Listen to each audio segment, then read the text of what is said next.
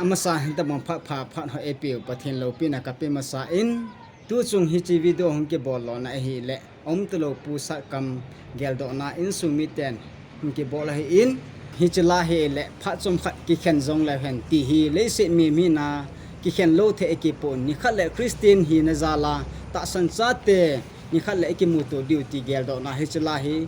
kapa gel do na in sung mi le kanu in a gel do na hi chila hin ke bol hi in sule hichila ngita isa do pe naute ho se jong ke pathu ka seyin hichila hin ngayo se le video se pathenin phathe na bo jing taw hen ka ke pa e